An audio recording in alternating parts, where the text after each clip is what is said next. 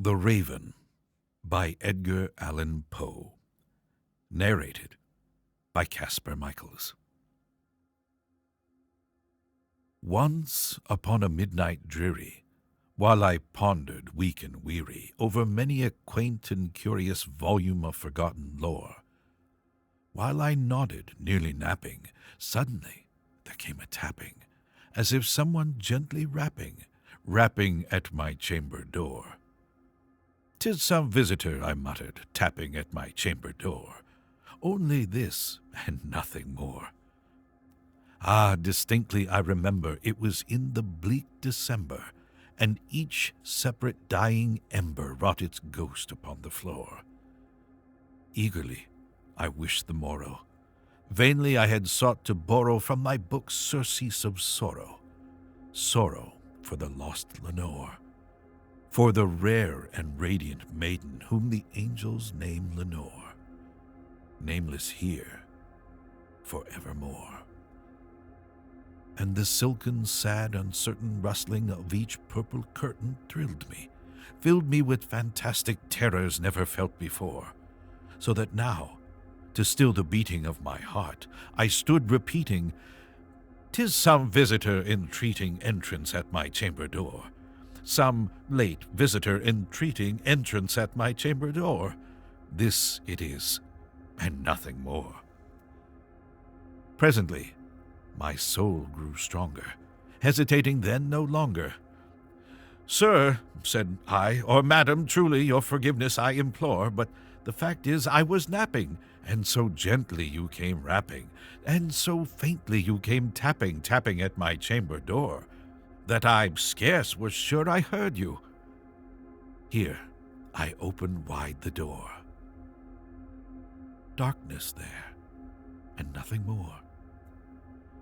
Deep into that darkness peering, long I stood there wondering, fearing, doubting, dreaming dreams no mortal ever dared to dream before.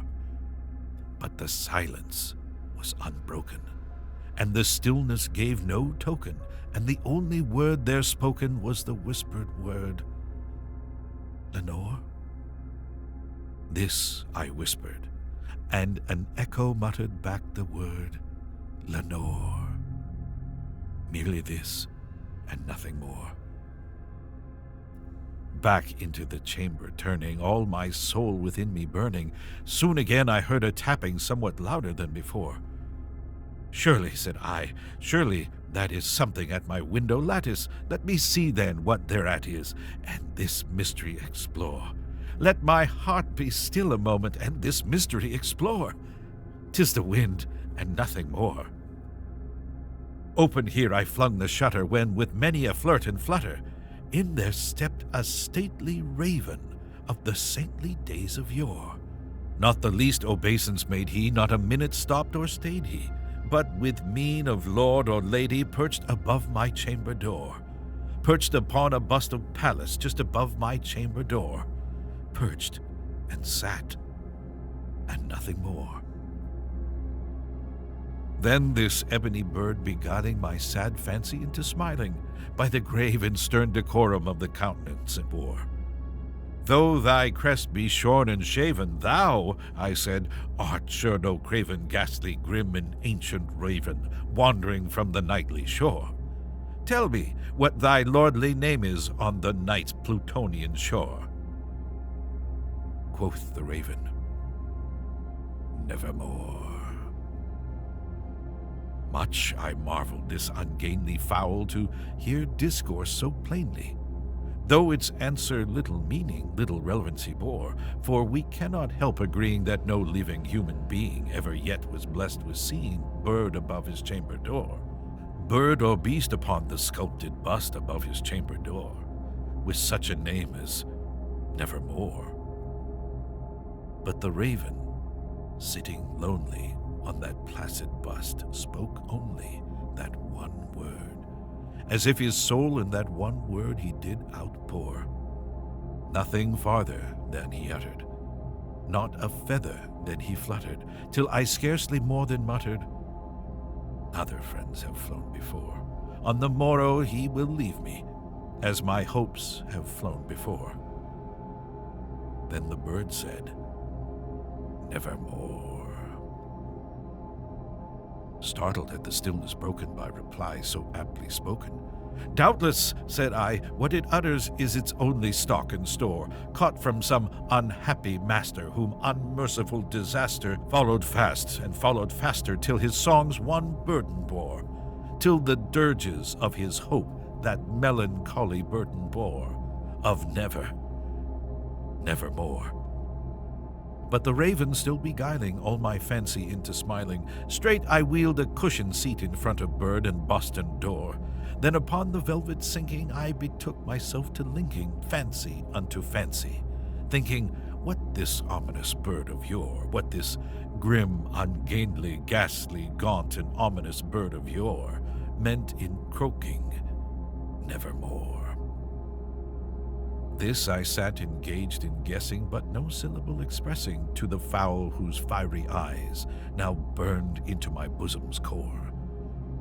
This and more I sat divining, with my head at ease reclining on the cushion's velvet lining that the lamplight gloated o'er, but whose velvet violet lining with the lamplight gloating o'er she shall press,